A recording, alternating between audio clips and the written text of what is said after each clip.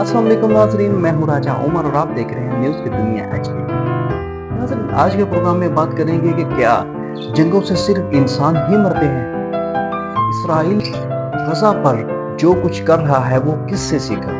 सोने और तांबे के बड़े ज़खायर वाला कौन सा एशियन मुल्क है और नजर गैसों के अखराज से कौन सा मुल्क कुरा अर्ज का दर्जा हरारत बढ़ा रहा है। नाज़रीन, किसी इलाके पर जबरी कब्जा या जंगों का माहौलियात से कोई बराह रास्त ताल्लुक बनता है। आजकल माहौलियात दोस्त खलकों में एक और नारा मकबूल हो रहा है। मकबूजा इलाकों में माहौलियाती इंसाफ मुमकिन नहीं। किसी भी इलाके पर बमबारी या गोलाबारी का निशाना सिर्फ अमलाक या इंसान नहीं होते, बल्कि इंसान, हयातियाती व निबाताती व फिजा भी तेजी से या सिसक के मरने लगते हैं। यानी मुसल्लह तसादम मजमूई तौर पर हर तरह की जिंदगी के अमकानात पर हमले करता है। मसलन मगरबी पापुआ जो अब इंडोनेशिया का हिस्सा है, इसका शुमार घने तरीन आलमी जंगलाती इलाकों में होता है। वहाँ गुज़श्ता 7 दहाइयों से मकामी बशिंदों को माशी, सकाफती और माहौलियाती नस्ल कुशी का सामना है। और जिस तरह मरकजी हुकूमत के आशीर्वाद से संगीनियों के साए तले बैनुल अक़वामी टिम्बर व मादनियाती माफिया को अंधाधुंध छूट मिली है, इससे सिर्फ मगरबी पापुआ का हयातियाती दायरा टूट रहा है, बल्कि आलमी माहौलियात की अबतरी में भी ये तबाहकुन हिकमत अमली भरपूर मनफी हिस्सा डाल रही है। इस इलाका में तांबे और सोने के बड़े आलमी ज़खायर मौजूद हैं। इनकी कुनी बड़े बेलगाम तरीके से जारी है, क्योंकि ये इलाका बाकी दुनिया की निगाहों से बहुत दूर, बहुत हद तक ओझल है। यहाँ पिछली 2 दहाइयों से बायो फ्यूल और पाम ऑयल पैदा करने वाले दरख्तों की काश्तकारी के लिए लाखों बरस से मौजूद जंगलात को बेदर्दी से उजाड़ा गया है। इसी इलाके में कुदरती गैस को माया में तब्दील करने के लिए ब्रिटिश पेट्रोलियम कंपनी ने भी करोड़ों डॉलरों की सरमायाकारी कर रखी है, मगर इन सरगर्मियों से जन्म लेने वाले संगीन माहौलियाती मसाइल को उजागर करना मगरबी ममालिक के लिए सियासी व स्ट्रेटेजिक तौर पर सूदमंद नहीं, क्योंकि उन्हीं ममालिक की कंपनियां इन माहौल दुश्मनकारस्तानियों में इंडोनेशियाई हुकूमत की मसल्ला साझेदारी में हिस्सादार हैं। जो भी मकामी कारकुन इस बलात्कार के खिलाफ आवाज उठाता है, अगर वो धमकियों से ना डरे तो अक्सर किसी पुरअसरार गोली का निशाना बन जाता है।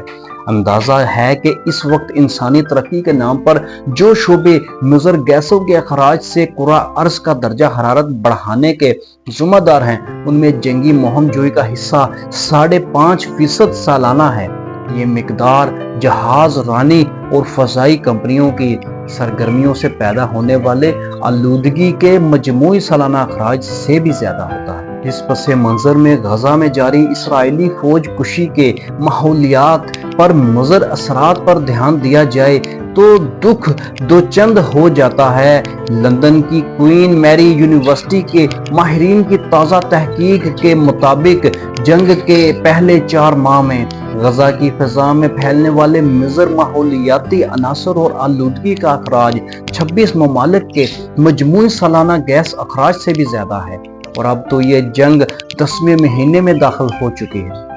अब तो जो कुछ भी हुआ, इसके नतीजे में गजा की 60% काबिल ज़राअत ज़मीन बांझ हो चुकी है और आबी ज़राए को जितना नुकसान पहुंचना उसकी भरपाई के लिए कम से कम नस्फ सदी दरकार है, बशर्त ये कि इस इलाके में इस सतह की कोई और जंग ना हो।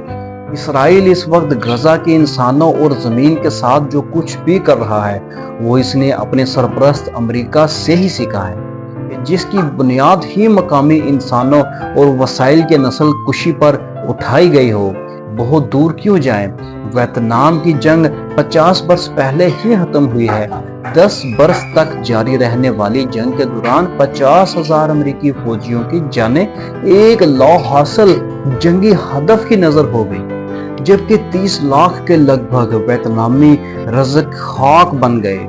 हुर्रियत पसंद वियत कांग गोरिल्लों को पनाह गाहों से महरूम करने के लिए جنوبی اور وسطی ویتنام کے لاکھوں لوگوں کو دیہاتوں سے کھدیڑ کر اسٹریٹجک ہیلمٹس اسکیم کے تحت قائم کیمپوں میں سنگینیوں کے سائے تلے رکھا گیا۔ جن گھنے جنگلات میں ویت کانگ گوریلوں کے ٹھکانے تھے انہیں بے دردی سے کاٹا گیا۔ ان جنگلات کے حیات بخش پانیوں میں زہر ملایا گیا۔ ویت کانگ دوست آبادی کو خوراک نہ مل سکے اسے یقینی بنانے کے لیے چاول کے کھیتوں پر سے ٹینک گزار دیے گئے اور بلڈوزروں کی مدد سے ہر طرح کے نباتاتی زندگی کھدیڑنے کی کوشش کی گئی، مگر گوریلے پھر بھی قابو میں نہ آئے۔ چنانچہ طیاروں کے ذریعے زرعی و جنگلاتی علاقوں پر بلا امتیاز سینکڑوں ٹن ایجنٹ اورنج نامی زہر کا اسپرے کر کے ماحول کو حیاتیات کا سانچ کھینچنے کے لیے بنا دیا گیا۔ ایجنٹ اورنج کے اثرات جنگ بند ہونے کے بعد بھی کئی اشرے تک محسوس ہوتے رہے۔ چنانچہ اس جنگی جرم کے پس منظر میں بین الاقوامی قانون کے ایک سرکردہ ماہر رچرڈ فاک نے جینوسائیڈ نسل کشی کے وزن پر ایکوسائیڈ ماحولیات کشی کی اصطلاح اپنائی۔ یہ اصطلاح اب قانون کی ہر کتاب کا حصہ ہے۔ اسی ایکوسائیڈ کو اسرائیل نے اگلے لیول تک پہنچا دیا۔ غزہ پر 2014 کے بعد سے اسرائیل نے جتنی بار فوج کشی کی، اس دوران انسان اور املاک تو خیر ختم ہوئے، مگر بھوک اور پیاس کو اس طرح ہتھیار بنایا گیا کہ کھڑی فصلوں پر طیاروں کے ذریعے کھیتوں کو جھلسا دینے والے کیمیکلز برسائے گئے۔ اس بار تو تمام حدیں ہی پار ہو گئیں۔ غزہ کی زمین اور آبی ذرائع انسانی استعمال یا زراعت کے لیے اگلے کئی اشروں کے لیے ناکارہ کر دیے گئے ہیں۔ ہدف یہ ہے کہ جتنے لوگ قتل عام سے بچ گئے ان میں سے اکثر بھوک، پیاس، آلودگی اور بیماری سے مر جائیں۔ اگر ایک چھوٹے سے خطے غزہ کا یہ حال ہو سکتا ہے تو سوچیے یوکرائن اور روس کے مابین 2.5 برس سے جاری جنگ میں جو بارود انسانوں کے لیے ساتھ ساتھ دھرتی کی صلاحیتوں کو بانجھ کرنے کے لیے جھونکا جا رہا ہے، وہ بارود اس وسیع اور اس زرخیز زمین پر کیا گل کھلا رہا ہوگا جہاں دنیا کا 1/4 غلہ پیدا ہوتا ہے۔ انسان یہ سب اس زمین کے ساتھ کر رہا ہے جو اسے مہد سے لحد تک پالتی ہے اور پھر اپنے سینے سے لگا لیتی ہے۔ بے شک انسان نہایت نادان، ناشکر اور ظالم ہے۔ اس کے ساتھ ہی اپنے میزبان راجہ عمر کو دیجیے اجازت۔ ملتے ہیں اگلے پروگرام میں۔ مزید خبریں اور تفصیلات کے لیے دیکھتے رہیے نیوز کی دنیا HD۔ پاکستان زندہ باد، پاک فوج پائندہ باد۔